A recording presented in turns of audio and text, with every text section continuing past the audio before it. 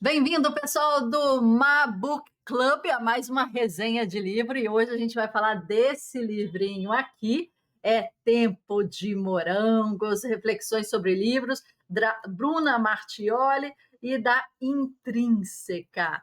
O lançamento foi há pouquíssimo tempo no Livraria da Travessa, no Shopping Leblon, onde a Bruna esteve presente para dar uma palestra, conversar um pouco com as pessoas que conhecem, que seguem o trabalho dela, e fazer a assinatura e autógrafo dos livros, e ganhei aqui a minha assinatura. Olha, obrigada por. Eita, calma aí. Obrigada pelo carinho e pela companhia. Olha que legal. Eu sigo a Bruna relativamente há pouco tempo, né? Principalmente, né, das pessoas que estavam lá, são completamente fanzocas da Bruna.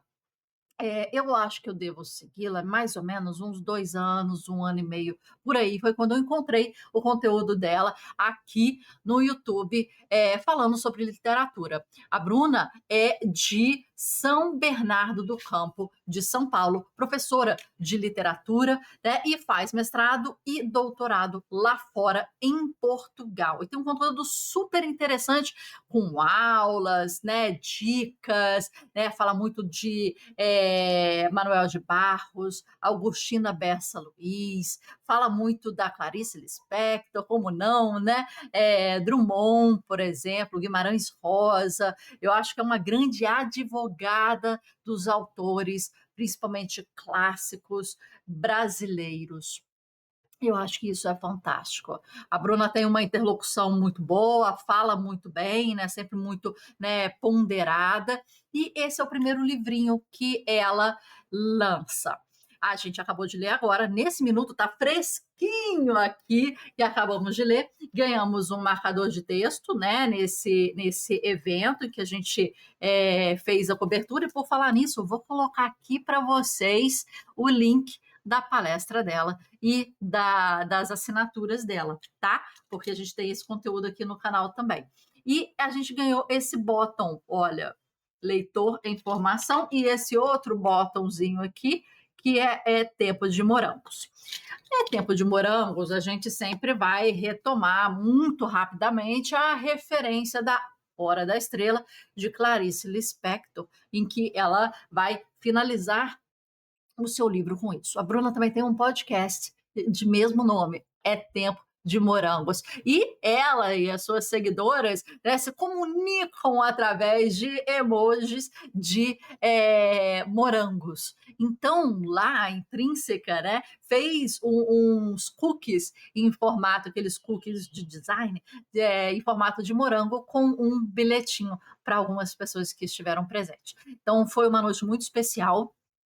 A Bruna não mora no Brasil, tem um tempinho, então a vinda de uma professora, escritora brasileira para o Brasil, São Paulo, Rio de Janeiro, para fazer esse tipo de excursão literária é fantástica. A gente pode ver o carinho que a Bruna teve com o processo dela de escrita, com as pessoas da Intrínseca que participaram mais ativamente desse processo, e a animação de estar no Rio de Janeiro, andando aí por lugares onde Clarice andou, onde diversos outros autores andaram, e percorrer locais já percorridos por essas pessoas. E na frente da casa da Clarice, ela fez aniversário agora de 29 anos durante a sua estadia, né, no Rio de Janeiro, e ela, o que, que ela fez?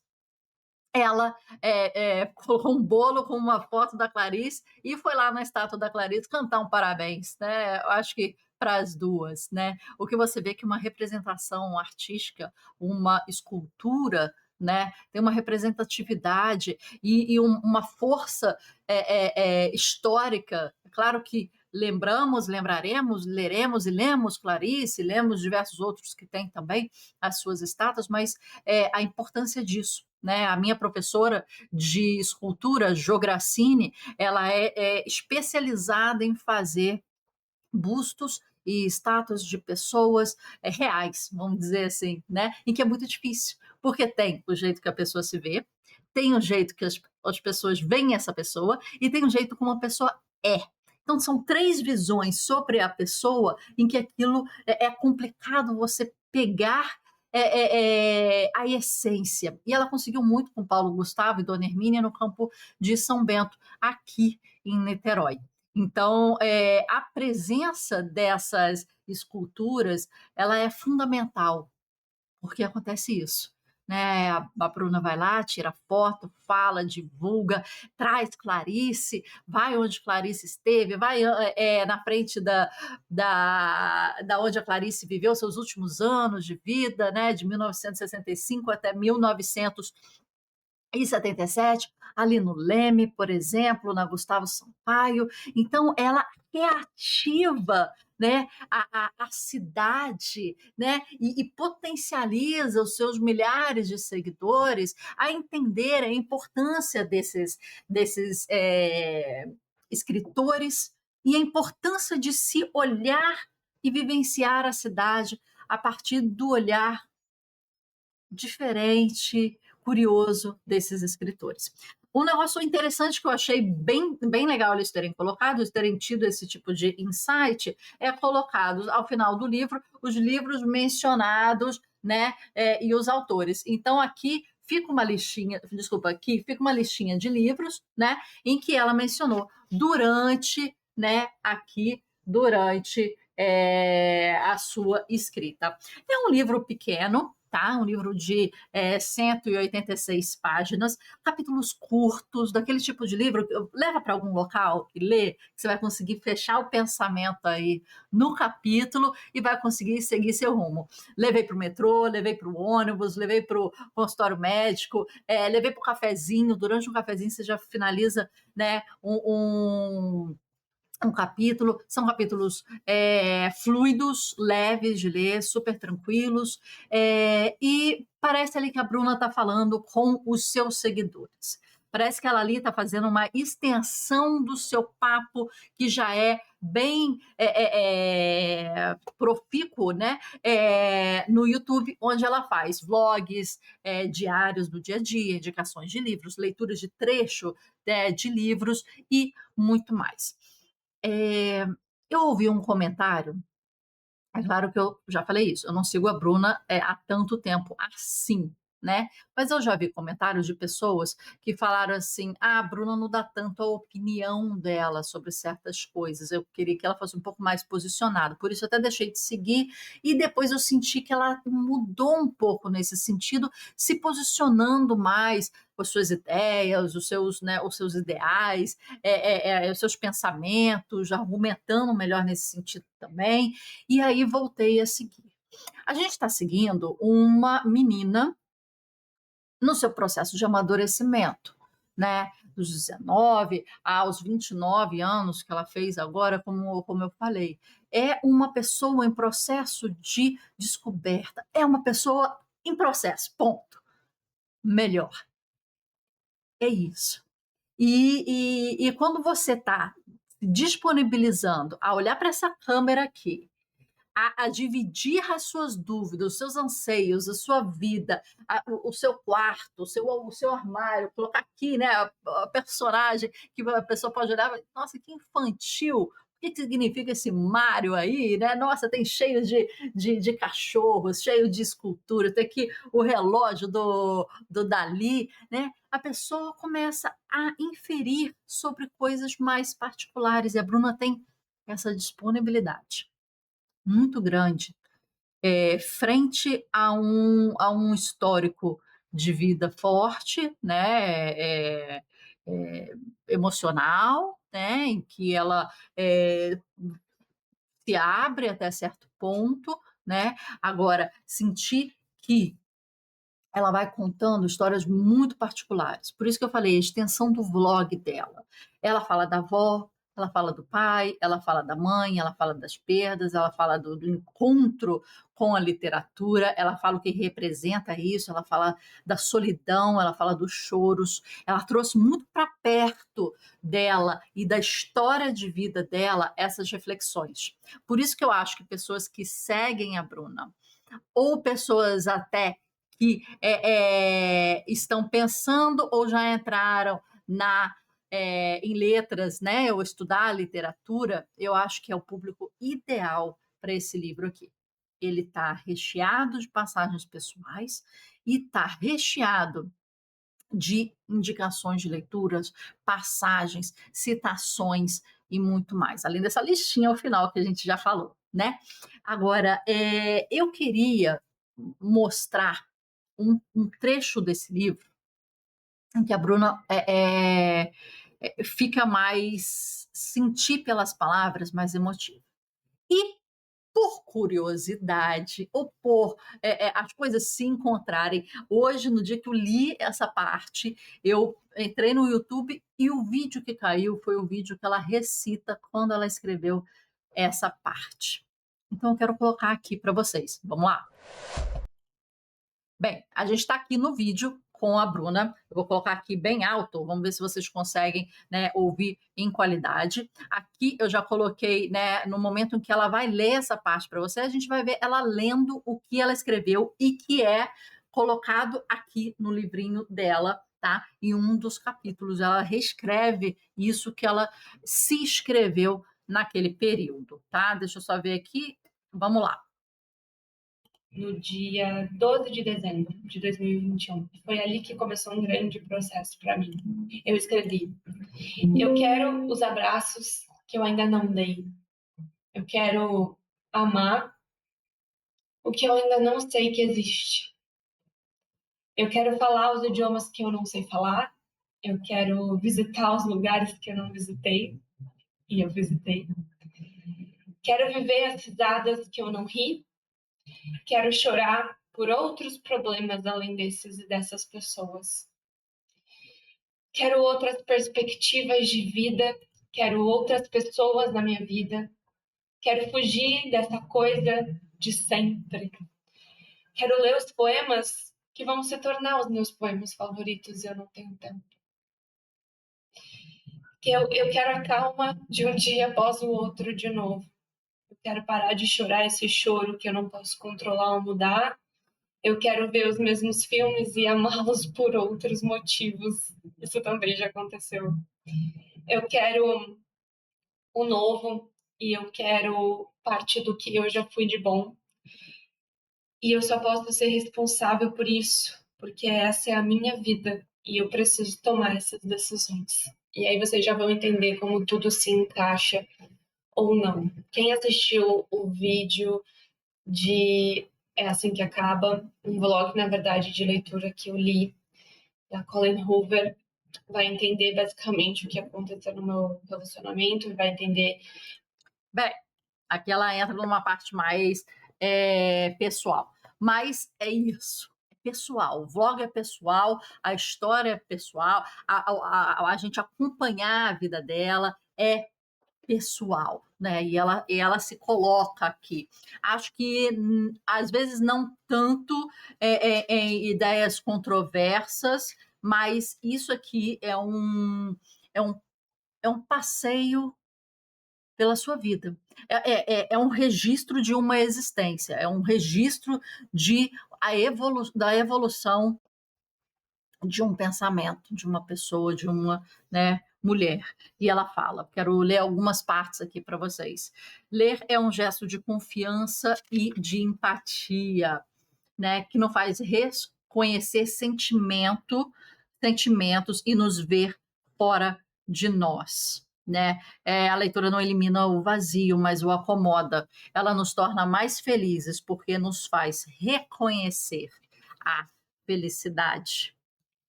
Aí ela cita uma poesia de Sônia Balacó, que termina: terei sempre eu que ir.